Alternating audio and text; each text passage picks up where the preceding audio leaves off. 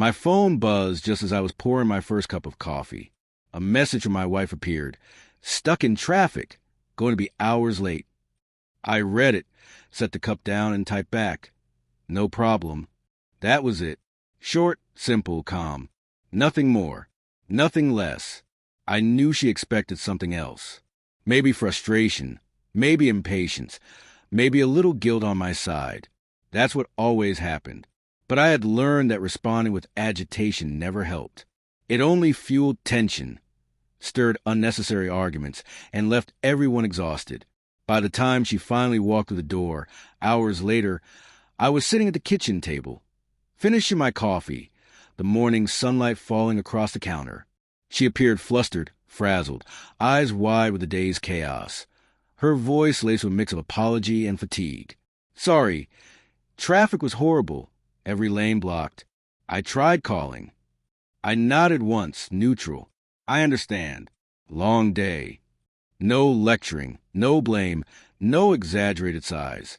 Just acknowledgement.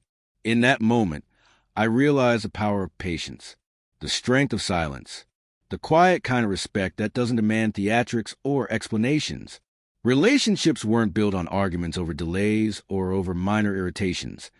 They were built on trust, understanding, and the unspoken comfort of knowing you weren't going to overreact. She hesitated, as if expecting a storm, but it never came. Instead, the tension dissolved into something softer, something calmer.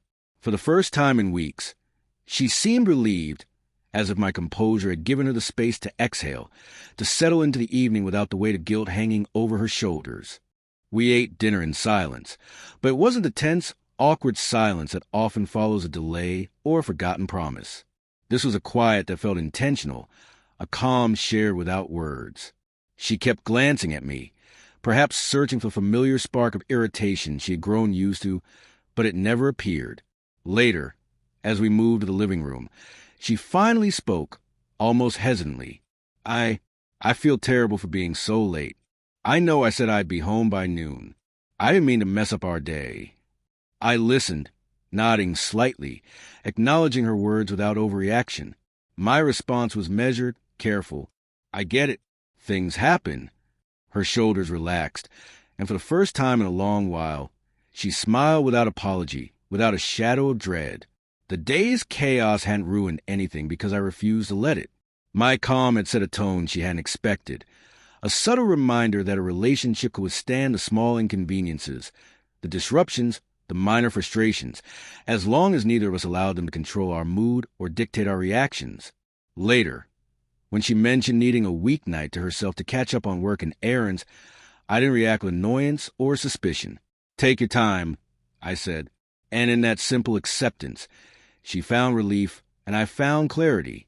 Life wasn't about policing each other's schedules or measuring up to some invisible standard of punctuality. It was about trust, respect, and the quiet assurance that no one's day, no matter how chaotic, could shake the foundation of what we had built together.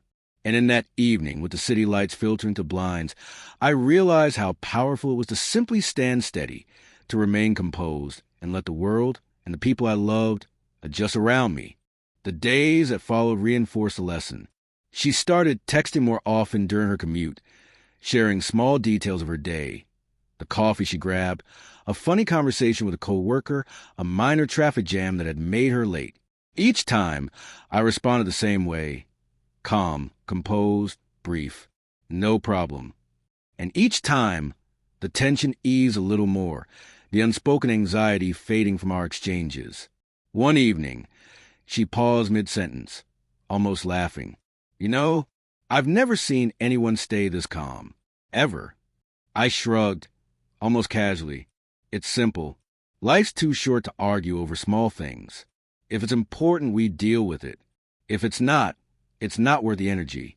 She stared at me, thoughtful, and I could see it settling in the understanding that composure wasn't weakness, that patience wasn't passivity. It was a choice, deliberate, powerful, and rare. She didn't need to test me, provoke me, or manipulate me to see how I'd react. That evening, for the first time in months, she seemed fully present, content to just be, without anxiety, without tension, without drama.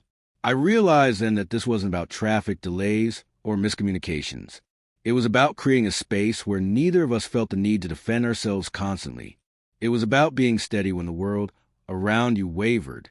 It was about respect, trust, and the quiet power of consistency. By the time the night ended, she left for a short walk to clear her mind, and I watched her go, not with worry or expectation, but with calm assurance. And I understood that sometimes the strongest response isn't a confrontation, a lecture, or a fight.